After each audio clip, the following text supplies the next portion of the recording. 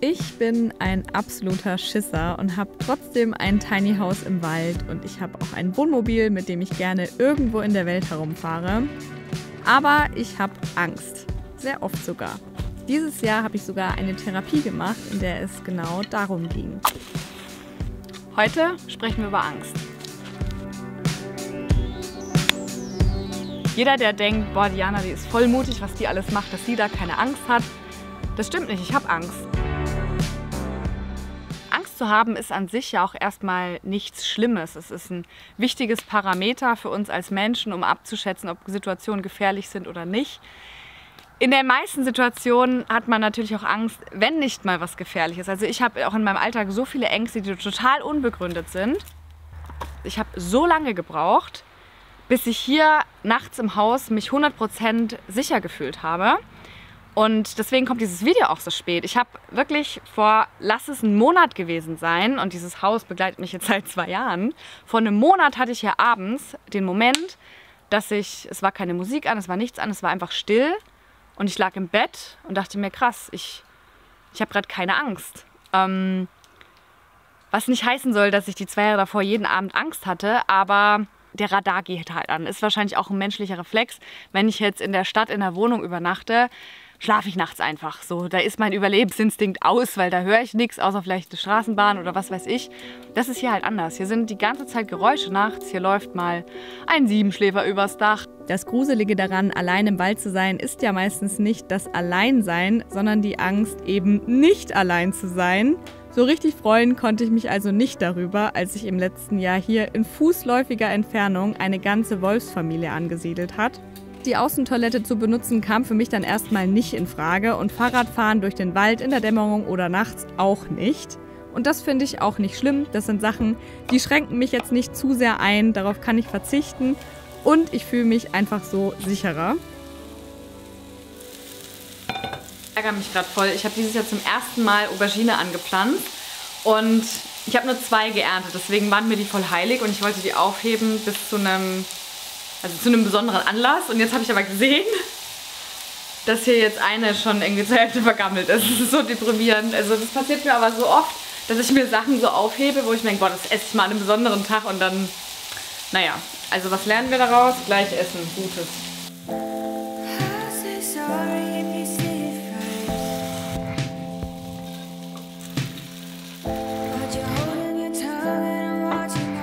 Ich schleife hier jetzt schon wieder irgendwelche uralten Hölzer an. Immer noch von der, keine Ahnung, von der Decke wahrscheinlich, so von ganz am Anfang der Renovierung. So. Bon Appetit. Oh, meine Aubergine, ich bin so gespannt. Na, ich habe das irgendwie schon befürchtet, dass sie nicht so der Knaller ist. Die sind beide irgendwie nicht so richtig reif geworden. Aber ich schätze sie natürlich trotzdem.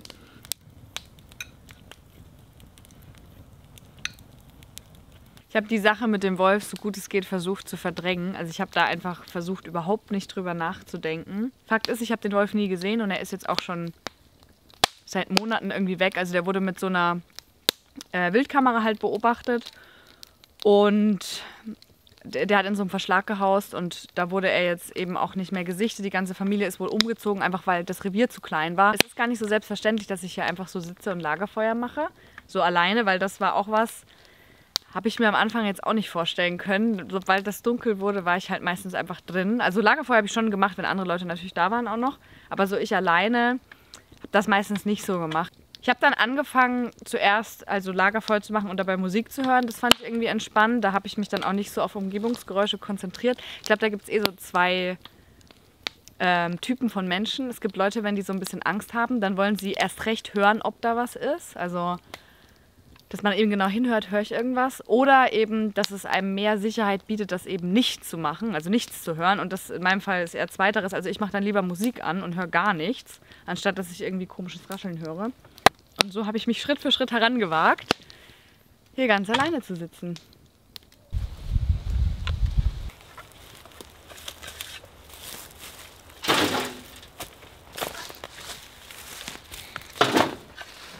Ich schichte gerade den Kompost um, damit eben das von ganz oben, was quasi das Frischeste ist, was auf dem Kompost gelandet ist, dann ganz unten ist, weil hier unten ist ja schon irgendwie frische Erde drin und damit das eben gut durchzirkuliert, packe ich jetzt eben alles von dem Kompost darüber, damit im Frühjahr dann hier ganz wunderschöne Erde ist. Und das ist irgendwie auch gerade die richtige Aufgabe für den heutigen Tag, weil ja, es hat irgendwie auch wieder mit dem Thema Angst so ein bisschen zu tun. Klar, es gibt so situative Ängste, wie zum Beispiel, keine Ahnung, Angst vor Spinnen, Angst vorm Wolf, Angst vor der Dunkelheit, Höhenangst, also so Ängste, vor denen man ja irgendwie weiß, wann sie kommen irgendwie auch. Und dann gibt es so Ängste, die irgendwie so groß sind, ja, dass es gemein ist.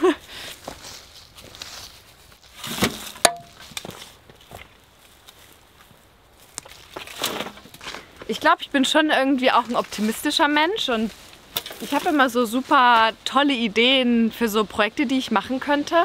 Problem ist, ich habe auch Angst vor Kontrollverlust. Das ist so meine größte Angst. Und oftmals, wenn ich so eine neue Idee habe, dann bin ich erstmals auch sehr euphorisch und freue mich total. Und dann kommt aber relativ schnell auch so diese Angst vom Kontrollverlust, Existenzängste.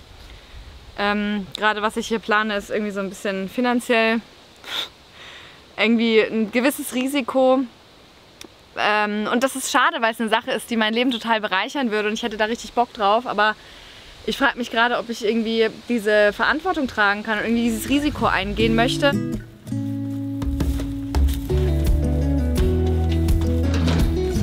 Ich persönlich, ich merke Angst vor allem irgendwie körperlich. Also jetzt heute zum Beispiel habe ich gemerkt, mein Herz klopft die ganze Zeit sehr schnell. Und es war irgendwie ein unangenehmes Gefühl und irgendwann habe ich dann gemerkt, ja, Überraschung, du hast Angst. Und ich bewege mich da in zwei Extremen. Ich habe oft Phasen, in denen ich sehr viel Selbstbewusstsein habe und auch sehr hoch fliegen kann. Gestern war so ein Tag, da habe ich eben diese Idee gehabt und dann auch Sachen in die Wege geleitet. Und heute Morgen bin ich aufgewacht und dachte mir, ich kann das nicht. Ich kann das nicht machen. Ich pack das nicht, ich pack das mental nicht. Ja. So ein Mittelding wäre ganz gut, glaube ich. Das driftet jetzt ein bisschen ab vom Thema Angst, mehr auch in Richtung Selbstzweifel. Aber es hängt ja irgendwie auch zusammen, weil warum habe ich denn irgendwie Existenzängste oder warum habe ich Angst, mir zu viel vorzunehmen? Weil ich mir selber halt nicht genug zutraue irgendwie, weil ich Angst habe, dass ich das nicht packe. Und eigentlich ist das schade, weil ich mache ja meistens trotzdem alles, was ich mir vornehme, egal ob ich Angst habe oder nicht. Ich ziehe ja meistens durch. Und es wäre aber so viel schöner, wenn ich dabei nicht so eine Angst hätte. Es würde alles so viel einfacher machen, aber ich kann es halt auch nicht ausschalten irgendwie, ne?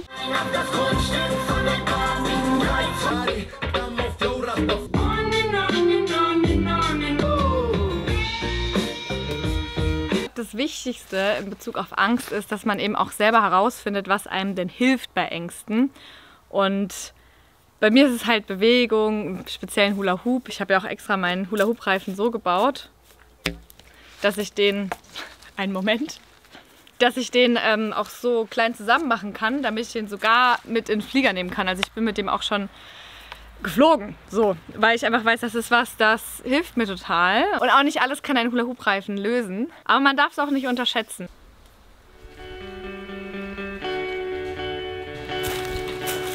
Um große Schritte gehen zu können, braucht man natürlich das richtige Schuhwerk und da kommt bei mir Gießwein ins Spiel. Gießwein ist ein Familienunternehmen aus Österreich, die unter anderem dafür bekannt sind, geruchsneutrale Schuhe aus Merino-Wolle zu machen. Ich habe hier zum Beispiel auch die Merino Runner. Gießwein verwendet Merino-Wolle aus zertifizierten Kleinfarmen. Und das Tolle an Merino-Wolle ist, dass es antibakteriell und geruchslos ist. Gießwein produziert ohne Stoffabfälle, verwendet 90% recyceltes Wasser und 100% nachwachsende Rohstoffe. Ich habe verschiedene Modelle von Gießwein und mein Favorit ist definitiv der Wool Trainer wegen diesen Laschen hier. Das ist einfach so praktisch zum Anziehen. Der Fuß sitzt hier richtig gut drin und ich kann damit einfach so lange laufen und gehen, ohne dass es sich irgendwie blöd anfühlt. Die Sohle ist toll, das ist hier innen auch wieder mit Merino-Wolle, was wirklich sehr angenehm ist für den Fuß. Man kann die sogar wunderbar auch barfuß tragen. Und für ein bisschen festeres Schuhwerk zum Wandern zum Beispiel habe ich hier die Wool Trail. Die sind auch wirklich super, die haben eine sehr robuste Vibram-Sohle und damit kommt man auf jeden Fall auch sehr weit. Falls du noch Schuhe für den Herbst suchst, schau auf jeden Fall bei Giesmann vorbei. Die Infos sind alle in der Infobox und mit meinem Code rosagold20 bekommst du 20% auf das Sortiment. Viel Spaß beim Stöbern. Das ist jetzt aufregend. Das ist jetzt wirklich aufregend. Ja. Du musst so rückwärts da jetzt Ja. hier rein. Kriegen wir. Okay. Wir haben uns heute unserer Urangst gestellt. Die Dorfdisco. Und haben uns so mit unserem Endgegner gestellt. Und gleich jetzt hier die zweite Situation, denn wir sind jetzt allein im Wald. War der beste Schranz aus den 80ern. Ja. Naja, auf jeden Fall hat mich Markus brav nach Hause gefahren. Und das ist wirklich mein Horror eigentlich, wenn ich hier alleine ankomme. Markus fand es auch gruselig. Ein bisschen. Siehst du? Und normal habe ich einen ausgeklügelten 3-Schritte-Plan, was man tut, wenn man alleine im Wald ankommt. Willst du ihn wissen? Ja. Er hat eigentlich nur 2 Schritte. Ich habe eine Taschenlampe. Und ich rufe meine Schwester an. Problem ist nur, Es ist... es ist 2:30. Also meine Schwester will ich jetzt schon nicht mehr erreichen. Deswegen mache ich ganz laut einen Podcast an und dann steige ich aus. Weil dann, also ich kann quasi die Stille, finde ich gruselig. Weißt du, wie ich meine? Ja, aber ist doch schön. Nee, ich finde das nicht schön nachts um 3, wenn ich hier aussteige und es ist still. Weil wenn hier irgendein Geräusch ist... Ist aufregend. Nee, ist nicht aufregend. Fändest du es aufregend? Ja. Okay, also... Sozialer, weißt du, ich bin positiv sozial. Nicht negativ allein im Wald. Jetzt ist still. Ja, es rauscht nur echt in meinen Ohren. Ja, ich höre halt nichts sonst. Wir haben ein bisschen übertrieben. Party hart. Party hart Ich haben wir mach mir eine gemacht. Schnitte. Wir haben für 10 andere noch mitgetanzt. dort. Mindestens. Mindestens. Wenn nicht für 80 oder 100. Hallo,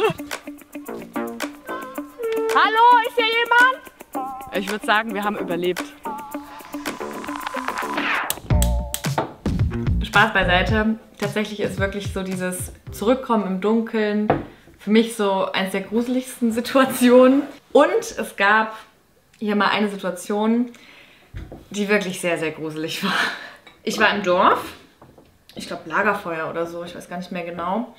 Und dann, es war gar nicht so spät, keine Ahnung, vielleicht um 12 bin ich zurückgekommen hier mit dem Auto und ich bin ausgestiegen, bin zum Gartentor gelaufen, wollte aufsperren und auf einmal habe ich gesehen, dass am Gartentor ein Fahrrad lehnt, also ein fremdes Fahrrad. Es muss jemand hier sein. Und das war für mich wirklich Hölle. Ich habe mich dann wieder ins Auto gesetzt und habe jemanden angerufen, der nicht sehr hilfreich war, muss ich an der Stelle wirklich sagen. Ich sage nicht, wer es war. Ich habe jemanden angerufen und diese Person meinte dann zu mir, ja, klarer Fall, da ist sicherlich jemand gerade hier bei dir und sitzt im Gebüsch und wartet darauf, gleich rauszukommen. Und ich war so, ja, danke, gut. Also ich war fix und fertig nach diesem Telefonat, saß immer noch im Auto und bin dann wieder ins Dorf gefahren, glaube ich. Hab dort dann jemanden mitgenommen vom Lagerfeuer. Wir sind wieder zusammen hierher gefahren und wollten uns halt die Situation nochmal zusammen angucken. Und dann hat sich relativ schnell herausgestellt, dass dieses Fahrrad einen Platten hatte. Die wahrscheinliche Theorie war dann für uns in dem Moment, da ist jemand mit dem Fahrrad gefahren, der hatte einen Platten, hat sich geärgert, weil er steht mitten im Wald so und hatte wahrscheinlich nicht Bock, jetzt das Fahrrad komplett nach Hause zu schieben und hat es dann einfach dahin geschmissen und hat sich gedacht, komm, das hole ich morgen ab oder so. Ich muss nur ehrlich sagen, für mich war in dem Moment absolut vorbei, hier zu schlafen. Weil halt auch nicht klar war, ob nicht vielleicht doch irgendwo jemand ist. Weswegen ich dann an dem Abend wieder zurück zum Lagerfeuer gefahren bin und quasi im Dorf bei jemandem übernachtet habe.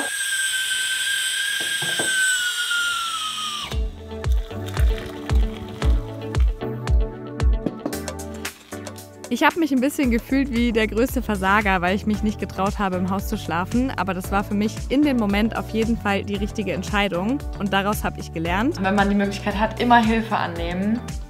Ganz wichtig. Mit dem Bauchgefühl ist das ja sowieso so eine Sache, weil es ist da, man kann es nicht ändern und oft weiß man doch, dass die Realität ganz anders ist. Auch bei dem Wolf zum Beispiel. Ich brauche keine Angst vor dem Wolf haben. Der Wolf wird mir nichts tun. Ich für mich kann aber sagen, dass das Bauchgefühl auf jeden Fall lernfähig ist. Das merke ich am Haus, im Wald. Desto mehr ich da irgendwie abends mich draußen aufhalte, desto mehr merke ich auch, dass halt wahrscheinlich nichts passieren wird.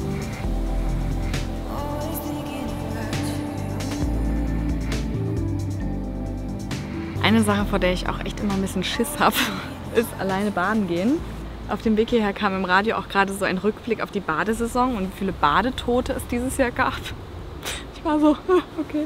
Also ich finde es jetzt nicht krass gruselig, aber ich schwimme schon anders, wenn noch jemand dabei ist. Das ist schon so.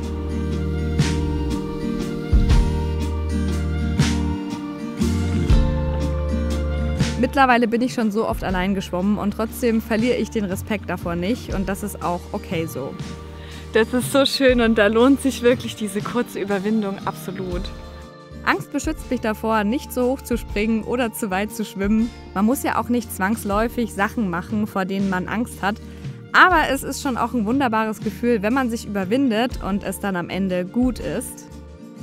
Deshalb werde ich auch nicht aufhören, mich weiter vorzuwagen und mich schon gar nicht aufhalten lassen, weil dafür ist mir mein Leben wirklich zu schade.